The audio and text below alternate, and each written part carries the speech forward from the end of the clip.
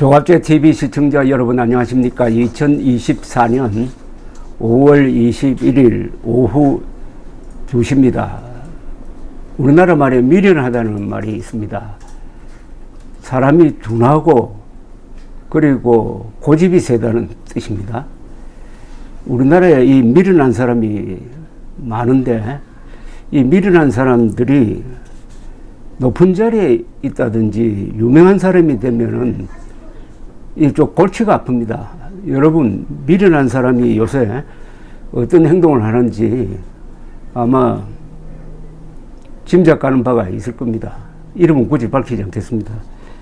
동아일보는 며칠 전에 의대 정원 관련 법원 결정문을 자세히 읽어보면은 2월 6일 2,000명 정원을 발표한 후 발생한 100일간의 의정 갈등이 정부의 승리로 끝났다고 단언하기 어려운 대목이 곳곳에 보인다고 했습니다.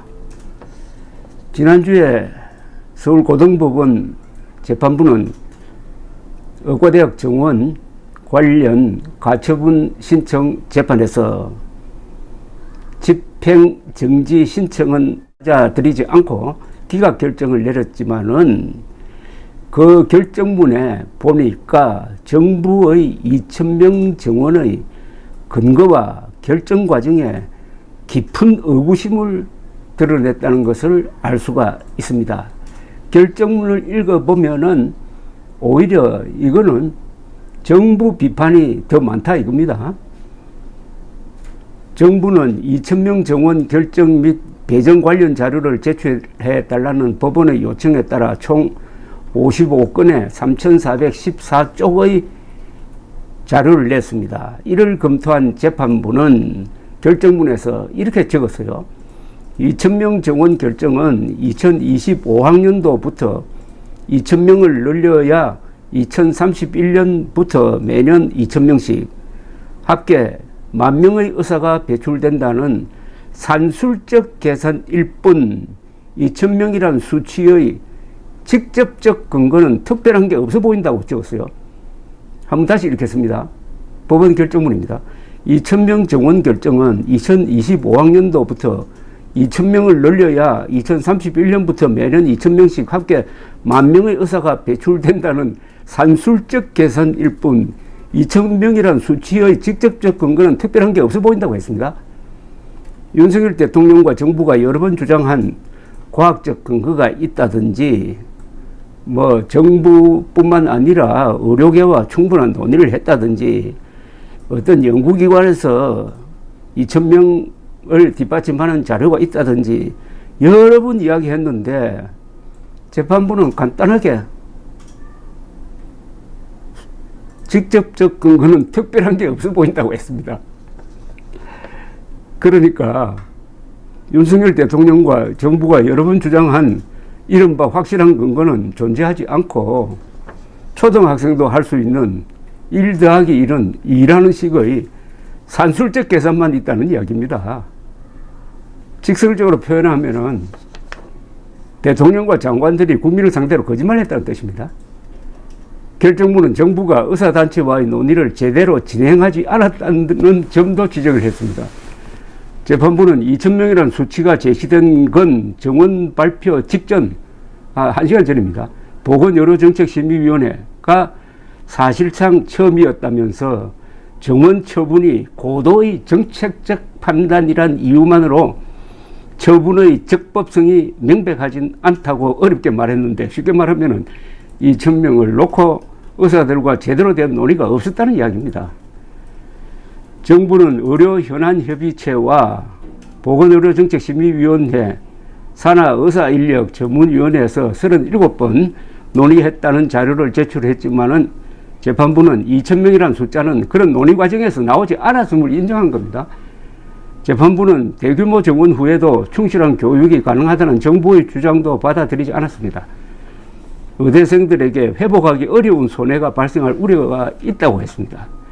법원은 의대생들의 학습권 침해를 인정하면서도 의대 정원을 통한 의료개혁이 공공복리에 해당한다면서 정부의 손을 들어주기는 했지만은 법원 결정문이 인정한 부실한 논의 과정과 과학적 근거의 부족, 그리고 부작용 우려를 감안하면은 정부의 의대 정원 정책은 실패작이었다는 결론에 쉽게 이르게 됩니다. 이게 상식이죠.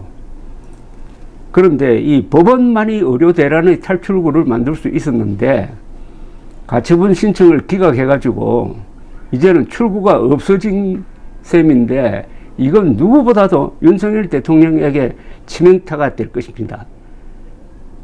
의료 대란을 수습할 수 있는 길을 잃어버렸다는 거죠.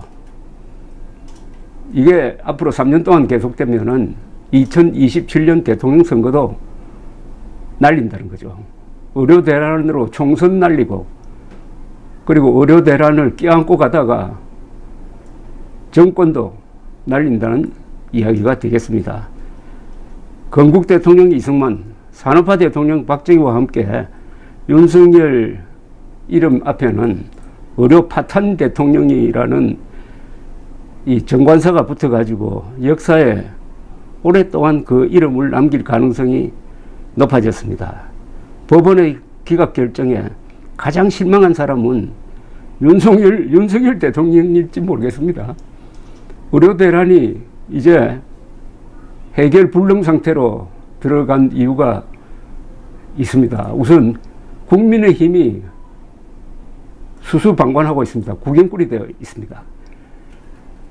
어떤 언론도 윤석열 정부의 2,000명 정원은 잘못되었다고 딱 못을 박지 않습니다.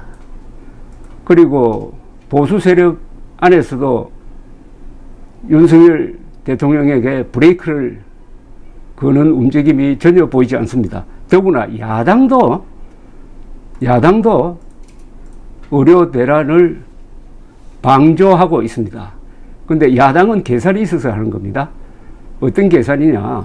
윤석열 대통령이 의료 대란이라는 늪에 빠져가지고 허우적거리는데 총선을 통해서 그 재미를 봤다. 근데 뛰쳐나올 줄 알았더니 계속 허우적거린다. 잘 됐다. 잘한다 하면서 실제로 손을 잡아주지 않고 끌어내주지 않고 구경만 하자 이래 된 거 아닙니까? 구경만 하자. 나폴레옹의 한 유명한 이야기. Never interrupt when your enemy is making a mistake. 당신의 적이 실수를 할 때는 절대 방해하지 말라는 그 말대로 하고 있습니다. 이것도 모르고 윤석열 대통령은 전번에 기자회견 때 이재명의 민주당도 의료개혁을 지원해준다. 그러니까 뚜벅뚜벅 걸어가겠다고 했습니다. 뚜벅뚜벅 걸어가면은 2027년에 정권을 민주당에 갖다 바치니까 민주당은 지금 속으로 웃으면서 아마 즐기고 있을 것입니다. 이승만 대통령이었으면 이렇게 했을까요? 박정희 대통령 같으면 이렇게 했을까요?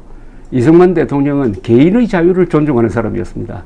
화폐개혁할 때도 함부로 예금을 동결하지 못하게 했던 사람입니다. 그런데 윤석열 대통령은 의사들 하나하나의 개인의 자유를 완전히 무시하는 지금 정책을 펴고 있습니다. 박정희 대통령이면은 유비무환이라고 해가지고 무슨 일을 할 때 플랜 B뿐만 아니라 플랜 C, D까지 내어놓고 준비했던 사람 아닙니까? 그런데 윤석열 대통령은 구술을 했다고 하는데 구술을 하면서 뭘 배웠는지 지금은 알 수가 없습니다. 지난주 판사 세 사람은 일생일대의 실수를 했습니다. 의료 대란으로부터 국민들을, 윤석열 대통령을 구출할 수 있는 기회가 있었는데 무슨 계산인지 아니면 용기가 없어서인지 아니면 교양이 부족한 건지 그 기회를 놓침으로써 법원도 이제 이 문제에 관한 한 윤석열 대통령과 공동 책임을 져야 됩니다. 감사합니다.